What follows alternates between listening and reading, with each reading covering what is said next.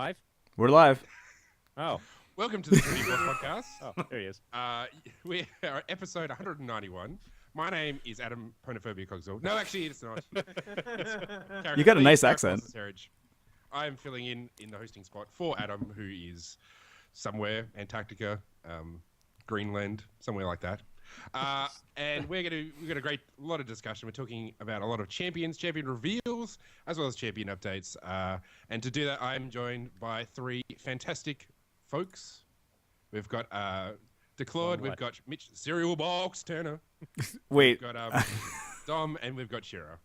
Hi. So who's not fantastic? I didn't say you said three. Fantastic. You said three, and there's. Oh, did I? That's all right. That's right. That was about to be really hurtful. You left one of us down under. All right. Oh my Carrot, God. quick question for you, Carrot. You know, you have a little carrot icon there. Does Yeah, that mean and you're a myself. YouTuber? Tubular man. I've been waiting so long to use that one. I'm sorry. All right, let's move on. Today we So, are of course- discussing. Because you got New so champ. happy about it like that, that's what actually did it for me there. Of Gotta course, we are sell it. live on twitch.tv/TForce Podcast. If you are currently listening to the podcast, you should tune in to 8 p.m. Eastern. See, even got my American time sorted. 8 p.m. Eastern to watch the show. We go live on Mondays and Wednesdays. Feel free to correct me if I get it wrong, because I'm translating time zones in my head. And join in the chat. It's always interesting and fun. Don't forget also to check out our Facebook, which is facebook.com/TForce Podcast. And we post up all links to various things, so it's a good way to keep in touch with the show. And we've also got t-shirts available. So if you go to tforcepodcast.spreadshot.com, you can go, or tinyurl./TForce shirts. You can get access to all our cool swag, and then you can pimp or whatever the kids say these days. Pretty much. And you know what? There's another quick link for it. It's just store.trinityforcepodcast.com. It's just one of the quick ones Adam made. So easy to remember. Store.trinityforcepodcast.com. Check it out. Get one Don't of those. let these Australian Yeah. people lead you aside. Go for the easy links.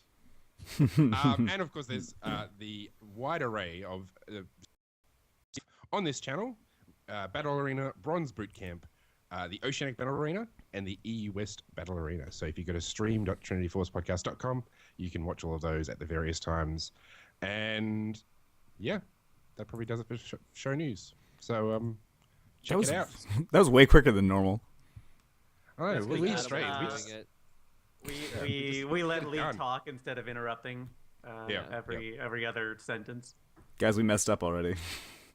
Are we plugging anything? We need to heckle more. Come on, guys, lift your game. Well, the one plug that's just a bit down, this weekend after the LCS Rundown, which I am on, we will be having a TForceProper versus LCS Rundown 5v5 match streamed here right after our podcast. Probably about 9 o'clock will be the game. We'll be having an early show starting about 7:30 or 8. So feel free to come join us and watch us heckle. Feel free to heckle us in chat for everything bad that we do. I have no idea who you guys are. Absolutely heckle us. Oh yes, please. Who else playing with you guys? Who's your fifth? Is it Days? That's up in the air right now, and it's because we haven't actually gotten in touch with Days to find out if she'll be available yet. She officially comes on next week, so she better be available. But if she's not, I'm sure Wrecker will fill in. Fair enough. And then we can He'll say he'll fill in. we're gonna put Optimus, Tom, and Pone up top lane just to redo the 1v1s. Just to I guess put a little disclaimer for Days. I saw something in Twitter. She's still waiting on her internet to be hooked up, so it's still somewhat tentative. It should be next week, but anything can happen, you know. So whenever the internet gets hooked up at her place, at her new place. Okay. Well, that's good enough. But yeah, it is set for next week. We'll see what happens. Hopefully, cross your fingers. All right. So what's Okay, this fair. player behavior statistics? Yeah, I was I just don't thinking know. that myself. Adam put that in there, I think, a while ago, and I think he wanted to talk about. He'd been kind of going on about the player behavior stuff, and he was really interested in investigating and talking about it. And then he decided he only wanted to answer listener questions for like 4 weeks. So Yeah, we it never was- actually followed up with We'll this. leave that one for him for future. Yeah, All it was right. pretty much. It was just Riot Light did his own personal analysis. He had people posting in saying if he could go in with their permission to take a look at the chat logs and talk about them publicly on the forum, and then he was doing his own numbers and measured things out based on toxicity and good play, etc., etc. But anyway, we'll leave that for whatever Adam put it in there for. And let's move on to Azir. Yes. Yeah. So if you haven't been watching The Client or Surrender at 20, which you can always check out, which is a great website, they've announced the next champion, Azir, Emperor of the Sands. He's a Shurima-based champion, and he's looking pretty interesting. He's got some very interesting mechanics. So who wants to go through some of his mechanics? Yeah, I like actually just two things. I like how quickly this one came out. I am starting to long for the days where we have champions like every 2 weeks. I know that was unsustainable and probably unhealthy for the game, but it was kind of nice. I mean, it'd be nice to have a little bit more reliability out of the champion updates, but what do you do? And Xenon the Stoic he previously worked on Lucian, and I think the Xerath rework. Who else did he work on? Do we know? His shout casting career. He did that for a little while. Anyway, his kit. Yeah.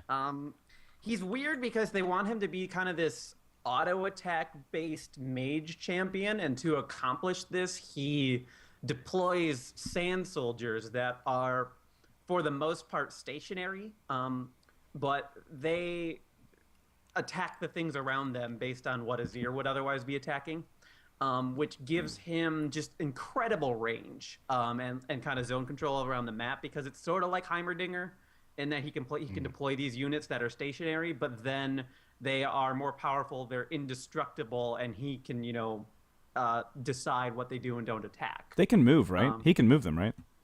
He can move Yeah, them. he can command them with to move, abilities. And he can move to them, but they otherwise are stationary. Okay. Yep. I haven't seen much of him. I've seen him on PBE from people streaming for like the new game mode. A lot of people are playing him, but otherwise I really haven't watched a lot of his gameplay videos to see exactly what he does, but he seems very unique, which is not surprising considering how all the champions have been recently. So Yeah, it seems a little unwieldy. Like, do you right click on the champion even though he's out of range, but if your soldier's standing there, he'll smack him. But if you right click on a minion to last hit it, he'll hit that instead. You still pick your targets, you just don't have to be there. Well, maybe they use alt like Annie or No, Trying to he think uses of his else. basic attack as a command, but Okay. they will attack even if he's not in attack range. No, I think what he's saying is the idea would be if you didn't want to attack somebody, but you wanted your soldiers to, if you right click on somebody, you're going to start moving to them. You lose your auto attack when you summon a soldier. Oh, wait, okay. Yeah, so you actually, if you see what happens is essentially he creates a soldier, and then if he right clicks on someone and they're in range of the soldier attacks and he doesn't. Okay. Okay, so unlike other But pet you can champions sum where up you to two both soldiers attack, at a time. It's one or the other.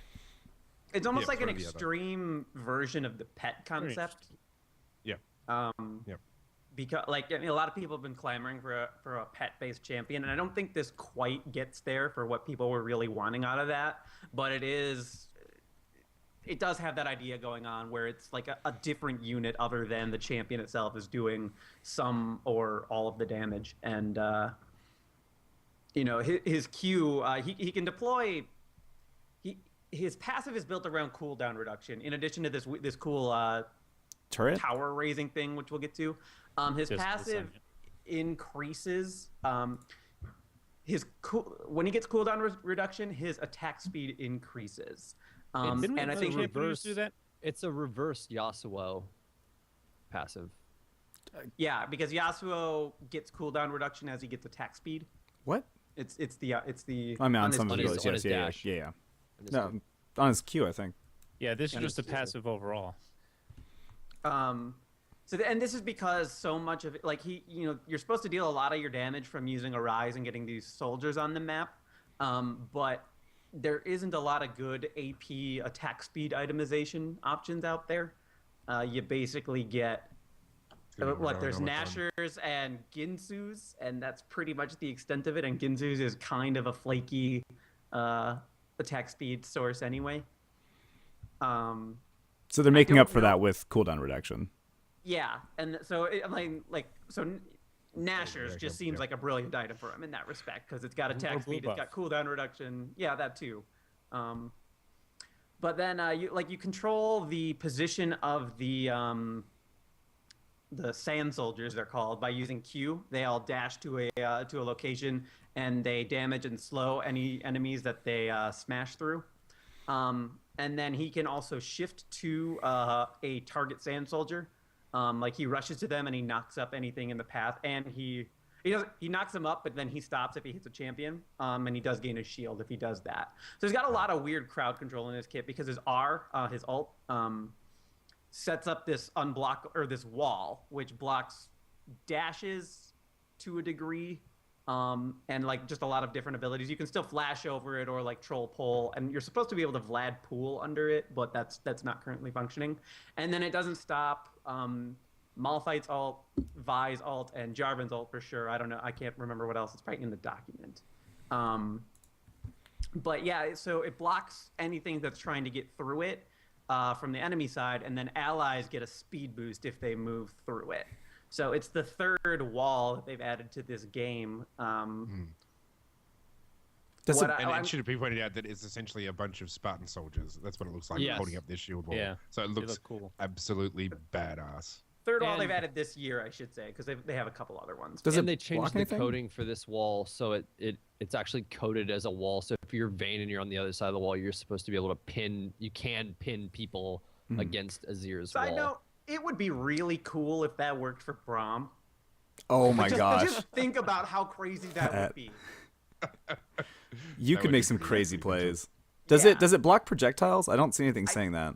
I don't think so. It's just a typical wall, so you're not going. That's to like block Anivia's. skill shots or Just anything. Yeah, movement and Anivia, dashes, Trundle, it that says. type of thing. Oh, okay. All right. But it is It still blocks movement, not ability. Yeah. So what about that disc of the sun, the turret?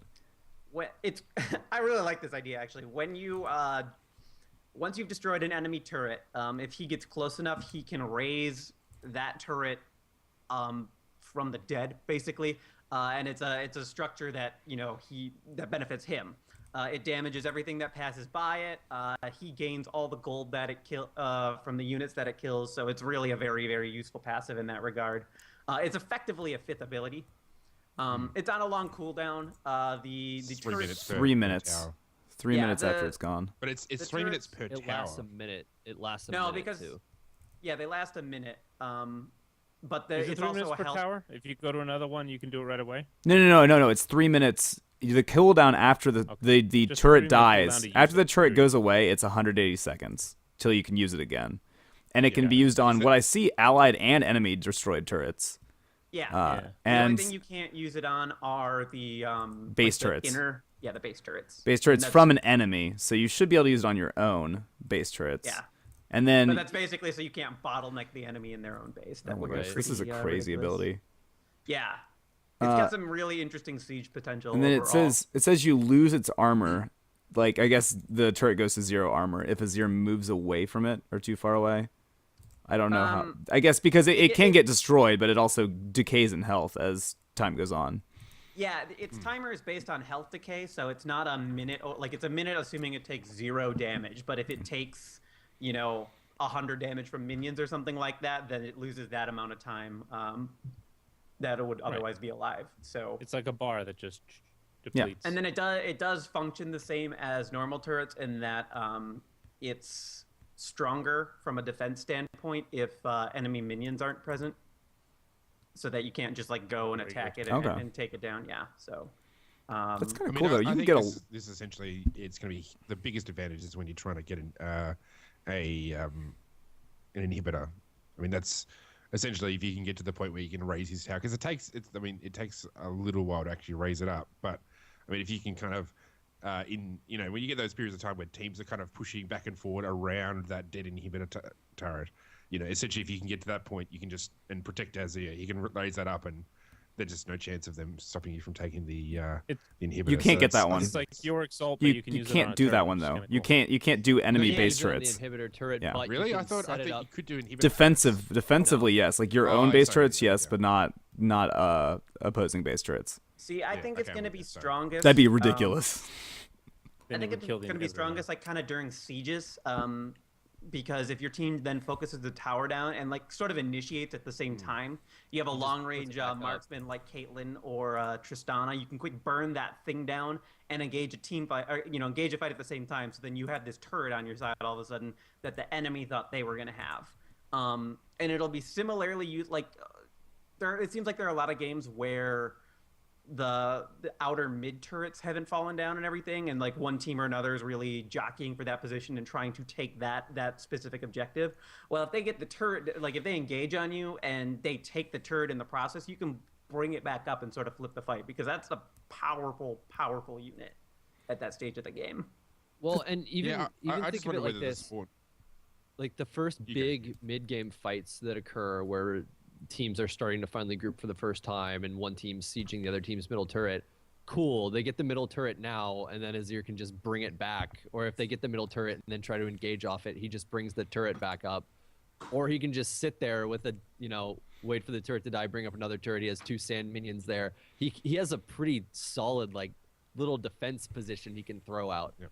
If they take the turret 3 minutes later, they come back and they want to push that turret again, you can throw another turret back where the first turret was in the lane, and again, set up another defensive position there. That seems awesome. And actually, that might be quite helpful against, champions that kind of want to get around and behind you. So someone like a Rengar, who isn't necessarily charging down the lane at you when he's invisible, he's going to come around the side. I mean, I don't know if it gives true vision. If it does, that's amazing. But someone like or Eve as well. People who try to flank. Yeah, like that will, I mean that would be that's insanely I mean, powerful. you just pop that Yeah, one and it behind does. you. I read somewhere else that they intend to give it all of the benefits and buffs that the map turrets otherwise have. Like they're supposed to be more powerful than turrets. They're just on a timer. Wow. Yeah.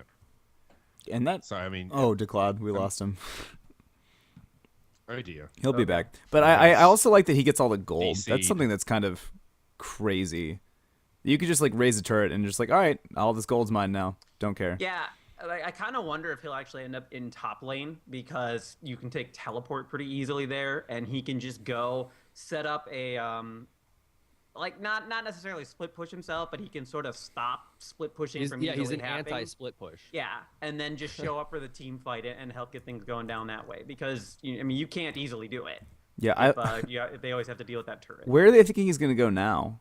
I think he's going to go in mid lane. Adam actually thinks he's going to be a support just due to the amount of crowd control that he has.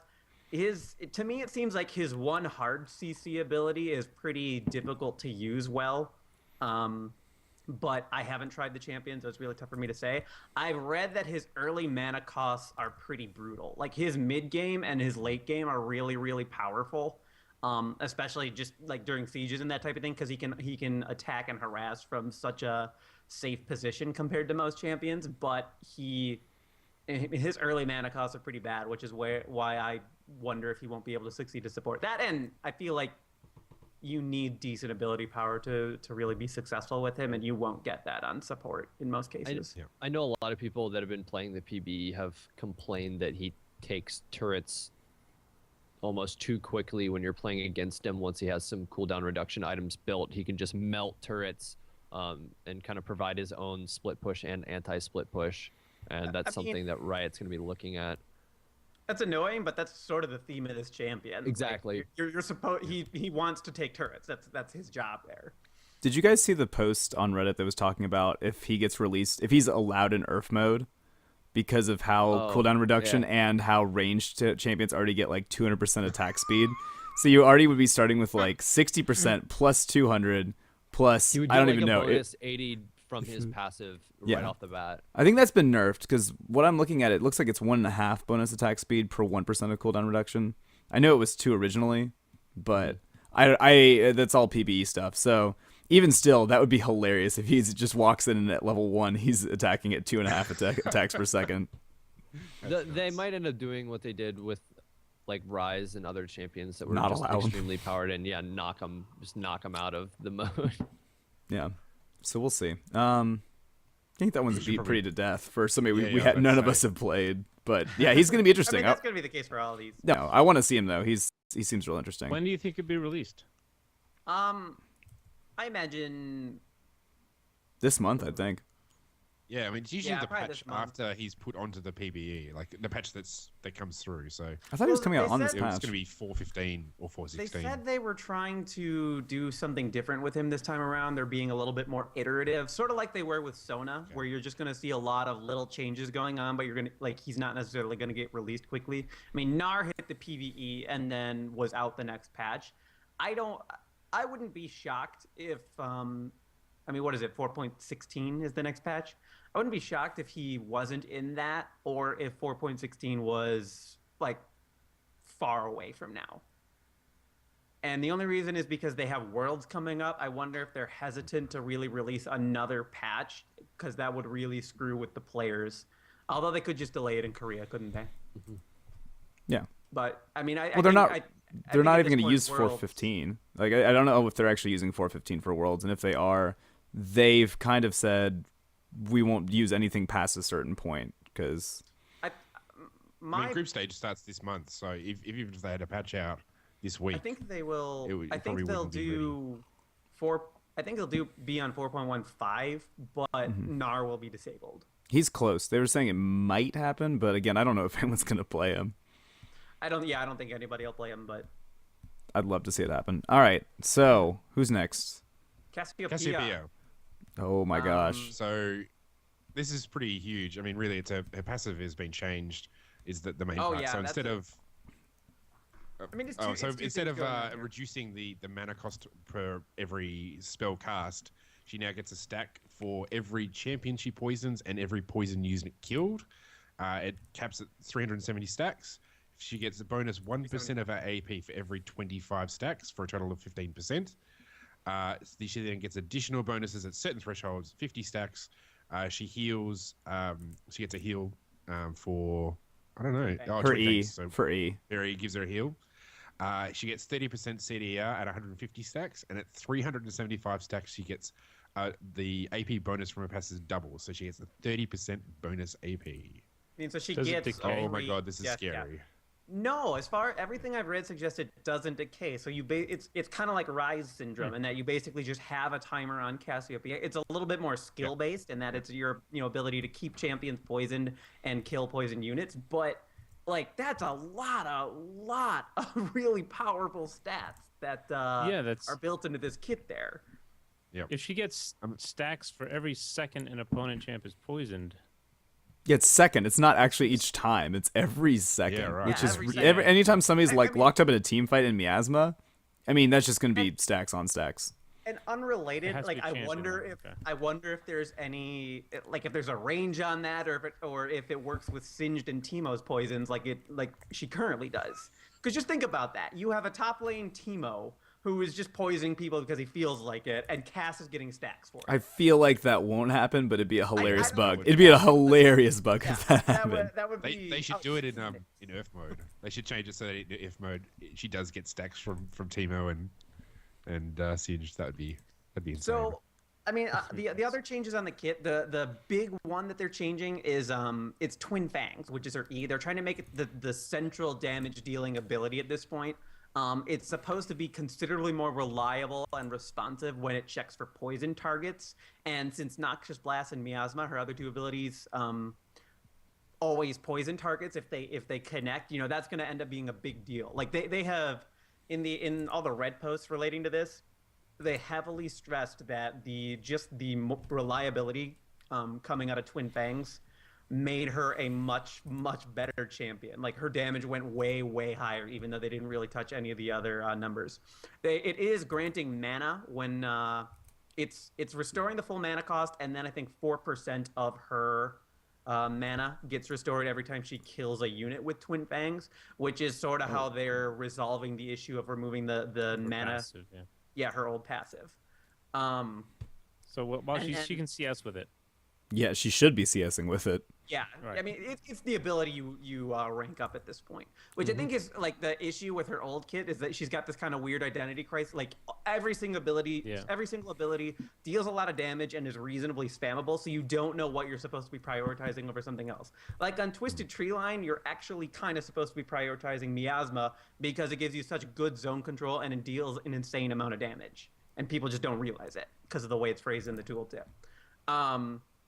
But anyway, so Noxious Blast and Miasma are giving her more utility at the cost of less damage now. Noxious Blast is going to grant more movement speed than it currently does later in the game. And then Miasma is going to have a stronger slow and dealing less damage. And both are going to be on longer cooldowns than they currently are. Noxious Blast is only 1 second longer. Miasma, I don't know, but it's a longer cooldown.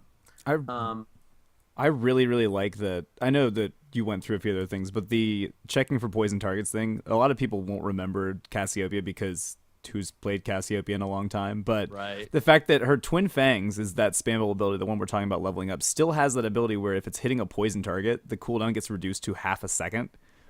Instead of like, I don't know, if it's 5 seconds, even if it's anything more than half a second, it's just so easily spammable and you can just crush anybody. And if you like Miasma, you can Miasma a wave of creeps and then Twin Fang all of them, and you'll probably be back up to full mana no matter what if you're killing them. So and that's you're gonna be get healed for it because like 50 stacks, Yeah. 50 stacks gives her the heal. And then I mean, it's sort of like This what is so killed ridiculous. this champion more than anything else was Flame sustain. Spellvamp falling out of favor. Yeah. Like, that's really what happened. Because Spellvamp just became a poor stat to itemize for. Like she started to struggle because she really she's this sustain like the machine gun champion like you described. Yeah. I don't know if this is like I think this is going to make her really fun to play. I don't know if this brings her back to relevance because she's still going to struggle against assassins, and assassins are popular. Well, the other thing is assassins and long range champs are popular, and she really has no way of getting onto the long range champ. She can't close a gap, and I don't know. I don't think that'll bring her back into pro play just because of the fact that people are playing Xerath, people are playing Nidalee. It's like, how are you gonna get to her? Or It's kind of like Mal's. But in late game, I mean, got that range. she's like in late game, she just shred tanks. She'll just destroy anybody who comes near her. So if the meta shifts to something where you just need awesome like late game burst from your mage and everything, like we'll see a cast come back. Or even huge cleanup crew potential, like right after the fight. The fight. I mean, because that would help Malzahar quite a bit. That would help Brand, but these are champions like they have a very glaring weakness in them, and that's really what's gonna just the lack of mobility, and that's really what's gonna keep them from being in pro play. Yeah. I mean, especially with the miasma giving a stronger slow, it means that if a tank charges at her, they're not going to last long because she's going to have just so much insane AP. She's gonna melt them. Yeah, Yeah, she's like Keeps hitting you with Qs while you're slowed. She's moving And you faster might too. So. because you're getting all of this bonus AP just for poisoning and killing poisoned things. Like you have no reason to even think about. Like you can just build basically tanky mage items. You can get Rylai's, Rod of Ages, and Abyssal Scepter. Zonia's. And Zonia, all these things. You don't have to go for the big AP granting items. And since Twin Fangs is giving mana back, and you're getting all of that cooldown reduction again from poisoning and killing poison things, you don't even really have to look at Athene's. You don't, and then you can just go for Deathfire Grasp and be at 40% CDR. You're done. Like that's 10, you're done. In I fact, I think the too. CDR thing is actually one of the strongest freebies she gets. I mean, the bonus AP is great, but the CDR just frees her up to just focus on building AP and building certain items that it's just going to make her really scary. Right. And I think that's probably what they'll end up having to nerf, because I think 30% Freddy CDR is just like too much Freddy CDR. I think what they might nerf is not only the numbers but the stacks. It might be kind of like Feral Flare when they released it. Is they said, hey, this looks like good numbers, let's see what happens, and then realize, wait, we need to make this 75, and then scale everything up past that point to even out, because it could be weak. It looks like it's gonna be amazing, and if it's that amazing like Flare was when it started, they're gonna have to tone it back real hard in one way or another. The big thing, like, it's almost a mini game, but it's going to be a lot of work for the player to get these stacks going. And I'm sure there are going to be people who are trying to, 375 at 15 minutes or something like that. I'm sure somebody will figure out how to do it, but it's going to take a lot of work. And manage that frankly, with your CS. you could reasonably like you could end up making a lot of sacrifices just on your map presence otherwise by prioritizing these stacks over everything else. You're gonna see Cassiopeia's never leave lane when like a Zed and an Ari. No, or they're anybody they're gonna else go. is They're gonna go do somewhere on the rates. map. They're gonna go do Unless they're gonna be rates champion immediately. roams, you're gonna follow them. Because you need a champion to hit to get your stacks. No, you can kill minions. It's whenever a No, unit minions. dies when it's poisoned. No. Oh yeah. Or a poisoned unit is killed. Yeah, so like imagine You them just never going over to leave Wraiths. Never mind, Wraiths way can too die easy so to quick. stack. Wraiths can die incredibly quickly. You just throw a miasma, it's gonna kill the small ones. Yeah. That's 3 stacks. I thought it was Or just opponent what you'll champion. see is people just picking Cass, going top lane, and doing the whole Rise thing where they just sit there on an island for however long they need until they're huge and Top lane show up. Kaz could reasonably Yeah. happen Yeah, too. I see that being the most likely situation, just because Like you it- might when it's take all an that extra CDR. rank or two in Q, just so Right. you have a better movement speed bonus. But with that CDR and everything, again, you can just build Rod of Ages, Rylai's, whatever, items that take a while to stack up. You're just going to sit up there forever until you're just unmanageable for the other team to deal with and be a monster. It's Rise 2.0. It really will be with more CC. I think Right. way more CC actually. I mean, this is a champion I've always liked, so I'm actually pretty excited that she's getting this type of attention. Because if nothing else, it means she's going to get played more. I don't know that this brings her into competitive play. You guys bringing up top lane like that does make me wonder if, you actually could be right there. That does make a lot of sense to me. But she's a fun champion. I like her a lot, so I'm very much on I'm board excited with all about this change attention. just because it's something different, and I want to see how people handle her. Or is everyone going to throw a hissy fit? Or are we just going to roll with There it? was like one, I don't know, diamond or challenger level Cassiopeia player who went and ranted about all the changes and saying they were basically destroying her. But we've heard that type of complaint pretty much every time champion gets reworked by someone. Like Bishu complained about all the Nidalee changes Nidalee. back when they were under development and everything, and now look at her. So it's sort of a case where I think the people who main these champions are actually just upset because their champion is changing, and that means they're going to have to relearn how to play, that champion. And like for some people, it's relearning how to play the game. But overall, if everybody else finds the champion more accessible, and thus the champion becomes more successful as a result, it's a win. I mean, that's the reality. I mean, it's just good to have like a AP hyper carry beyond Rise. I mean, Rise is probably the biggest one, but I mean, I think this, if a kit goes in live like this, she's essentially going to be like Rise, just another. And just frankly, Azir could hugely also Right. fall into that role. Like, I mean, all of a sudden, it might not be a bruiser top lane scenario anymore. We might see more just heavy carry mages out of top. Which would be nice Who because that's wins the the- only one. Rise is the only real super late game one that comes to mind right now. Technically, Vygar. No, Vygar's good. though, Not for no, not that he doesn't blow up immediately. Yeah, I mean, you're right. I'm just saying, like, Yeah, technically technically, he falls yes. in that hyper carry thing. Well, but the difference with Rise and Vygar is Vygar late game is going to be able to blow up one person. Rise can walk in and obliterate everybody in front of Yeah, him no, you're in a right. very short amount of time. And that seems like what Cassiopeia very likely is going to be able to do if she can eventually get to that same late game point. I could see Azir fitting in that situation just because he seems so damn safe with all his little sand minions shooting at stuff. Like, what are you gonna do? Push into him? He's just gonna have invulnerable minions hitting stuff anyway. Yeah. actually, Yeah, we should- we have another late game, possibly, late game. I don't know if hyper carry is the right term, but in the Viktor update here. That's a perfect segue. I was about to do the exact same thing. Yeah. Wow. I know. I can smile at that segue. You can be a host. You don't need me. You don't need Adam. I don't know. Regardless, he's going to have the upper hand over Cassiopeia. So So I think that should have an obligatory damn it to Claude. We need a button Yeah. for that. We're just happy. Yeah. It's a soundboard. a soundboard. Buttons don't work. The LCS Rundown has told us that. Don't do that with the hype button for any playoff thing. The wow wow wow. Oh God, Greg. I don't have it. I'm not bringing it here. Don't worry. So they've announced, Power transfer. it's That's the this- big thing. The range. No, it's not. Yeah. The big thing is the passive. The passive is huge. Okay, so have Well, I'll yeah. just go over these. Then you can discuss them. So Simple Q thing though. has a significant range increase and a damage decrease. No longer gives the shield, rather gives a Lichbane AA type effect. Augment increases move speed. His W, the range is increased. Warning created for opponents. The augment now pulls stuns enemies towards the middle. The east looks like it's going to stay basically the same. The augment removes the damage over time, and both players who connect the laser and the explosion will deal more damage than the Arctic camp. This is fine. Sorry, I'll clarify.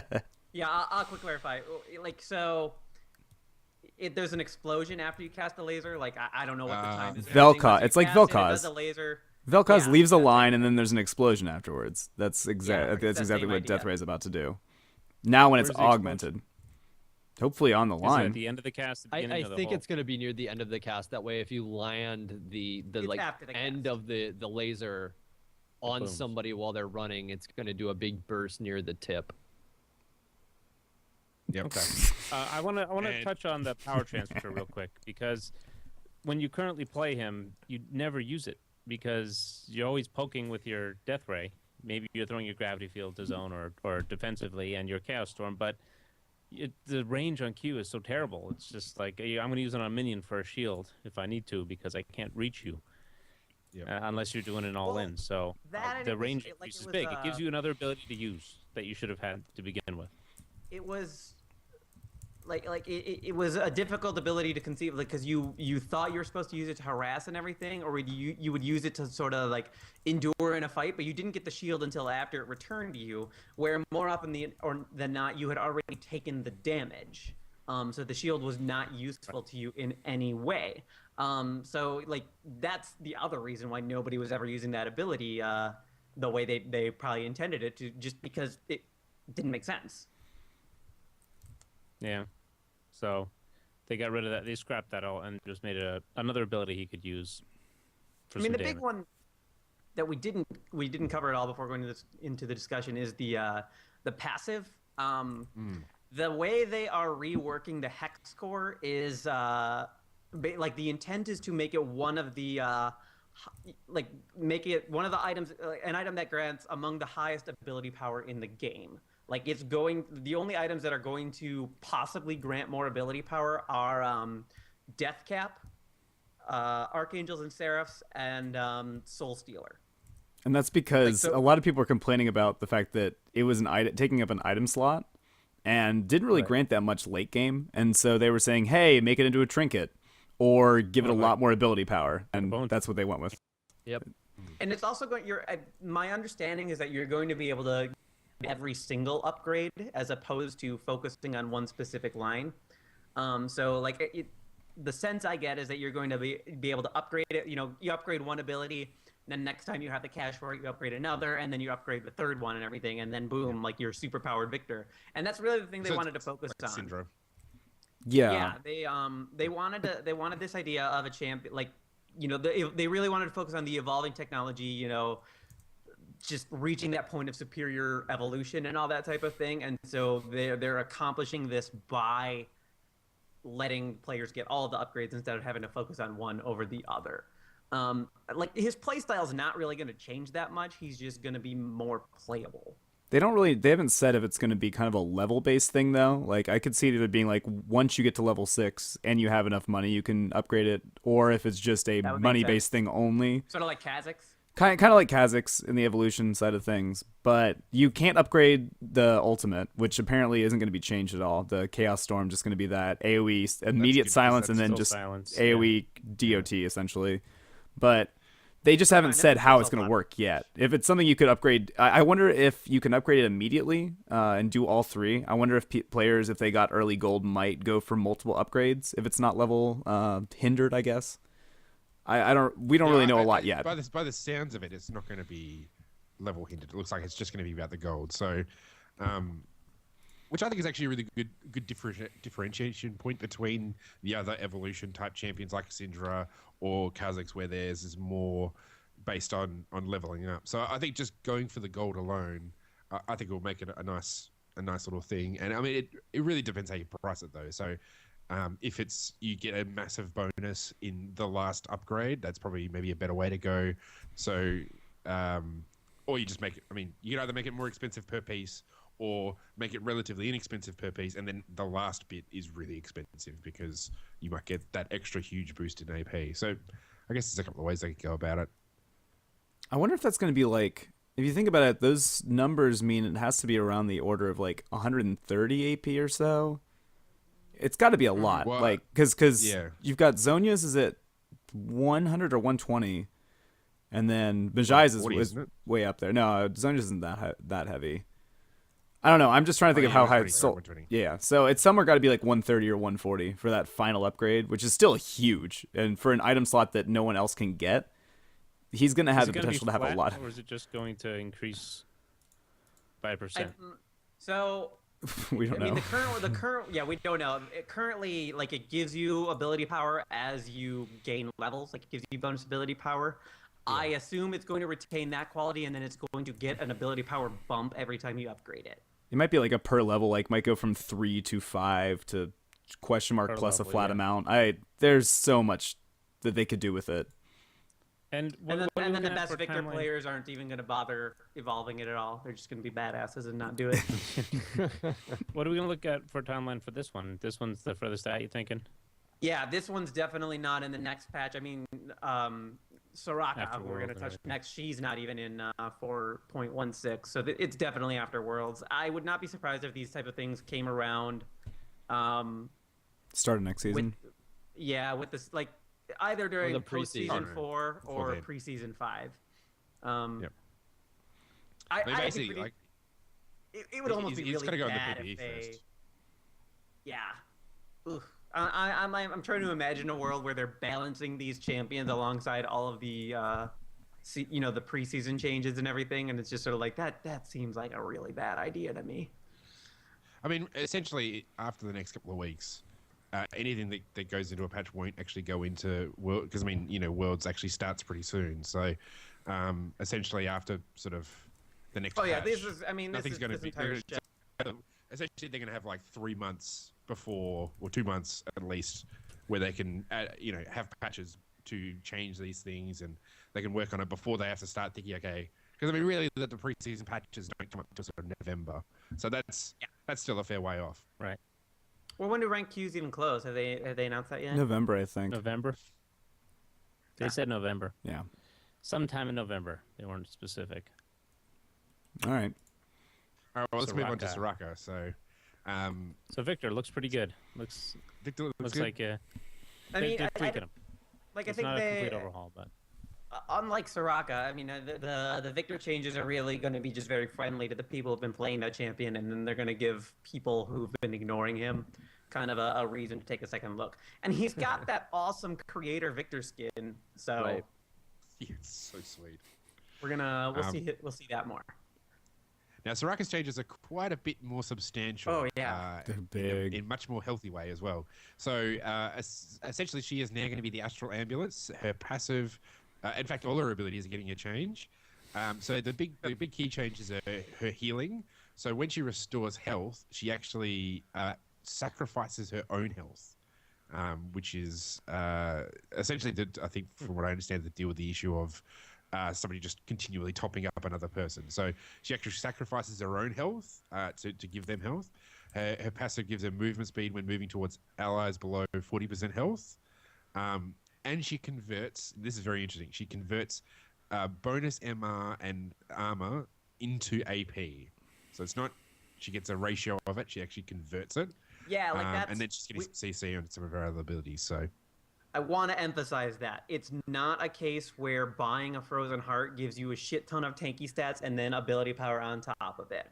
You get some of the tanky stats, but then you convert some of those tanky stats into ability power. So you don't have If you don't get have all 100 those MR, things. You lose It- 20 MR and you get 20 AP.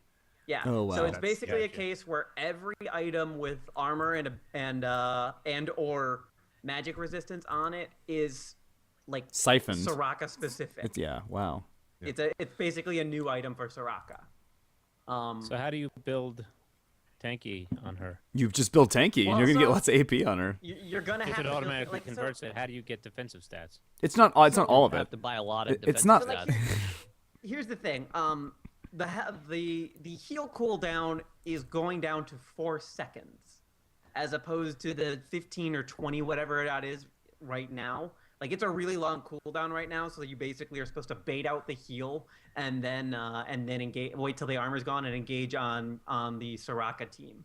That's not going to happen anymore because she's always going to be able to cast the goddamn thing. It starts at 4 seconds, and it's going to get down to 2 seconds, and then she will get cooldown reduction sooner or later along the way because support itemization is ripe with cooldown reduction and usually defensive stats. And it's a 10% max health cost as opposed to a flat health or current health cost because they don't want to create a situation where Soraka succeeds just by stacking Warmogs. That's probably still a viable strategy. Well, you can probably still look at the item on her because it has so much health regen on it, but that's not like they don't want you to succeed just because you bought more health than anybody else. So then our passive changes as a result too. Like it's no longer the improved healing for however much, like the opponent, if the person getting healed has less health, they get healed for more. That's gone. Those things never make sense anyway, so I'm glad that's gone. Now they're calling it salvation. If she's running towards an ally who is below 40% health, she gains 70% movement speed. She starts sprinting towards them. Yeah, like the nice. idea is she's supposed to be able to just get in range, heal somebody, and then get the hell out of there before she blows up. But she's got to put herself at risk to get in range of the person who needs healing, or people, because more than one person usually takes damage. The other central thing to her, like so if the heal is the central ability, the follow up is Star Call, which is now similar to Leona's ult in that you cast it and it damages in a certain area rather than just everything around her. Everything that takes damage from Star Call ends up healing Soraka a little bit, and then enemies in the center of it, much like Leona's ult, take bonus damage and are slowed. It's a small slow though. It's not anything like it's Leona not, ult. It's not major. Yeah. More like No. Pantheon's ult. Yeah. But it's still better than nothing. Oh yeah, of course. Correct. Which is what she has at the moment with CC, which is a real problem. No, Jungle Soraka's coming out. It's happening. I'll come into Heals her the when she uses it. if she hits If enemies. she damages something. Yeah. Yeah. It heals her, like, it says a small amount, which is really kind of broad, but I think it's just saying there's a way for Soraka to heal herself and not just punish her for healing people all the time. She'll be able to Yeah, somehow and- get health back. And it's gonna be, it's on a longer wish. cooldown than the heal is, so it's very realistic that you will, like, you're going to have to alternate your spells just to keep her health kind of up, because you're going to be spending your own health to bring somebody else up. Like, I actually, now that I'm thinking about this, I'm really worried about how her laning is gonna go, because if she, she's gonna be the healer, but if she has to use her own health, like, enemies win the trades no matter what. Oh yeah. Right. I mean, you're anyway, just I mean, I trading th- I one think- character's health for another character's Yeah. health. Right, exactly. You're But hitting both. that's a good thing because, I mean, one of the real issues at the moment is her passive playstyle is really not fun to play against. Like, essentially, unless you burst them down in But this a is almost trade, gonna make it worse. Because she's gonna be forced to push the lane almost if she's trying to heal herself. Right, I mean, and why she's not just pick she's gonna Nami have to hang and back. can heal you for free. Yeah. She's gonna have to hang back because, like, if she gets engaged on, and she has nothing to respond with anymore. Because they're changing the E, so that it's an area of effect. Like it throws a silence in a certain area. Enemies that walk in and out of it are silenced whenever they're in that zone. They're no longer silenced the moment that they leave it. So basically, I mean, like, it's good. And especially because when it pops, it roots anybody still in the zone for 5 seconds. I think it's going to be useful and a powerful ability, but it's going to be difficult to use. And it's not a good response to opponents engaging on you because odds are good. That sounds like a You're gonna be dead, great right? ability. Especially like the later the I game just goes, I think yeah. in team fight, I mean, it's gonna be not that great in lane, but if you can imagine silencing an entire team, like her silence is already Right. okay, but if you put a zone Yeah. at to it, there's a lot you can really do with that. it's going to be supremely powerful the Yeah. later the game goes. It's just her laning is going to be brutal, and even like all the red follow up on it says like, yeah, she is very, very, very vulnerable anytime she is not near an ally, and they like you can hear it all in the kit there. And Wish is basically still the same as it always was. It's more powerful if champs are below 40% health, but otherwise it's the same ability you know and love. Yeah. It's interesting how they're making the supports, more supporty. They're encouraging team play a lot more with Braum, his release, and now this change to Soraka. I think season 1 they didn't like support was barely even a thing until the end of the year, so Right. like that wasn't an issue. Choice. I think 2.5 years they were kind of fighting against this idea that they had to design champions into this meta, and because it's been around, like the solo duo meta is just the way the game is played at this point. And I think they've just embraced that and said, okay, let's try and design our champions to fulfill that philosophy rather than fighting against it and everything. And, champions have proved that they don't, just because they're designed with one lane in mind, they don't necessarily have to play there. Lulu immediately comes to mind, but we've seen countless. Zyra was supposed to be a mid laner, ended up a support. They still have other options for you, so. But Soraka was so obviously a duo type champion until people started playing her mid and top, and she was getting banned. So they're trying to bring her back in line.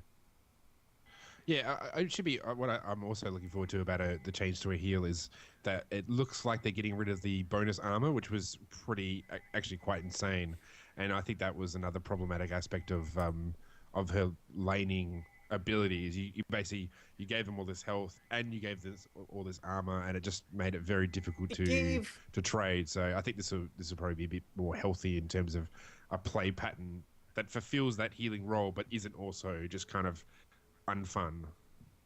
Once you hit level 3, your opponent had no incentive to engage on you because they could engage, but then they weren't going to be able to deal damage to you or to Soraka or her ally, and they were going to be healthier than when the whole fight started and everything. Yeah, and that's like what. Go on.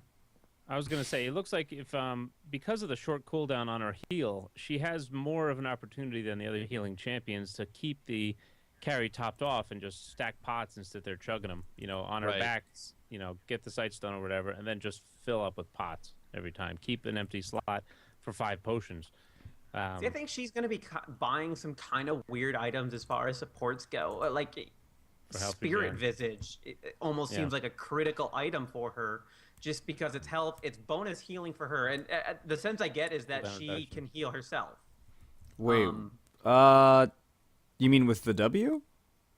Yeah. It doesn't look just the wording here says it's to an ally, and I feel like it'd be kind of weird if you could heal yourself. It'd be kind of like how Ensues was able to give her mana for a long time. Well, you're gonna be able to heal yourself with Star Call anyway. Yeah. Somebody had posted in Twitch chat. That's probably what they were Yeah, somebody posted in Twitch chat that you get a percentage bonus healing based on how low your health is. So like the lower your health is, if you land a Star Call, you get more health. Okay, that makes sense. And then it's going to improve her regen. All the self-healing coming her way. It's going to be great for her. So. Okay, I want to see the builds. The builds could end up being like the craziest full armor and MR and still end up with like 200 AP, like a normal support would. You rush a Guardian Angel. I know, right? Because it's giving her a shit ton of ability power anyway. Well, that way, even if you die from spamming heals and die, there you go. kept whoever you wanted alive, and you're dead. technically immune for a couple seconds till you come back. I don't know. I mean, for all intent, like aside from her R, she is a brand new champion. Yes. Yeah, it is an overhaul. Yep. Which is good. She's not being played anywhere right now that I've seen. And I'm happy to see her come back. Dom and I are supports. We're both supports. We want to see them come back into prominence, at least have another option. So happy to see it. So yeah, and I guess also, it's just as sort of a small thing, but I wonder how well she'll go as a noob-friendly support, because that's kind of what she's been up until now. Like if you didn't know how to play any support, you play Soraka. Not really so much anymore. It's a bit harder. They took out the easiness of supports, because Sona used to be face roll on the keyboard. Now it's not so easy. Yeah. This will change that completely. I think your go-to learner support is Tarek at this point. Yeah. Yeah. And I would be. I don't know. Yeah, you're right. I like Tarek a lot, so I'd like to get it. I'd like to see him rework just so he was a little bit better. At the same time, I like the idea that there are support champions that are just easy for people to sort of pick up and learn how to play. But yeah, I mean, they're all getting more and more complex as the game goes on. I guess to a degree that applies to everybody, but seems like none of the support are friendly to learn anymore. Like Leona might be the next easiest champion to learn how to play. Or That's Alistair. God. Alistair. No. The Alistair's really WQs, hard. the WQs will I mess know. up everybody. I realized that having Soraka as a roaming support is really valuable because she's got 70% move speed. If you start throwing in boots of roby boots, that's actually be pretty quick moving around the map. Or So that you would be buy interesting as Mercury a Treads meta. and you get ability power for Ability it. Oh, that's power true. for Yeah, it. Oh yeah. my buy gosh. Mercury I Treads. want to imagine So- it's like if you guys play Team Fortress 2 when everyone just starts yelling medic. I just want to imagine Yep. everyone on your team's yelling Yeah. medic and Soraka's just running around around the. What would be the funny game. is Everyone's if gonna there buy was a raid Captain's with- Enchant except for Soraka, and then just run ahead. Or have her And run she's ahead going and really 600 do move that. speed between the river just to get to between the lanes. Yeah, I think I read something to the effect of basically the only champion that's going to be moving faster than Soraka is Rammus. Like 70% off of like imagine base 3. Let's say it's just 300, extra 210 move speed. What I That's don't know that's is the range. insane. Like I lot of don't know the moves. range on this. Like if it's if it's half the map, well then yeah, that's gonna Yeah, of be course. absurd. That's not If gonna it's a happen. small area, like if it's Like 1500 I mean- range. 1500 range might be kind of what I think they go for. Maybe 2000. like it's a difference maker if Yeah. it's that, but like the player has to work at it. Well, it wouldn't make sense if you're already really close and you're like, "Oh, I've got to get like I don't know, a half second to get to them." I feel like that wouldn't be worth it to have that be the range. I don't know. We don't have any numbers, right, on the Soraka rework. I didn't include any of the other meaningful numbers because all of it is so subject to change at this point that I didn't want to get into that type of speculation. Okay. I just didn't know if they had any sort of baseline. They gave screen caps, and I didn't see ranges or anything like that, so I really Yeah, don't there's- know. there's But no I just range. Okay. I tried to keep the meaningful stuff and cut out all of the numbers because so much will change between now and her release. The actual change, yeah. All right, that's been It's just cool to see the thought. yeah. So that's been like Well, almost an hour. That was yeah. that was impressive for some first time host, first time streamer for the cast. Managed to get there. Good job, Mitch and Lee. We're trying. Way to Did a step great in job, guys. and do the administrative stuff. We Yes, appreciate thank you. it. All right. Yeah. Well, I guess that's been 191 of the Trinity Force podcast. Thanks everybody for joining us. And we will be back again next week. Yep. Hopefully, Watch Sunday. Yeah. yes. LCS Yeah, rundown. watch it down. Plug your LCS show. LCS rundown. LCS rundown. And us playing you guys. LOL. Watch all the stuff. We got good Yeah. stuff coming. And You gotta stop the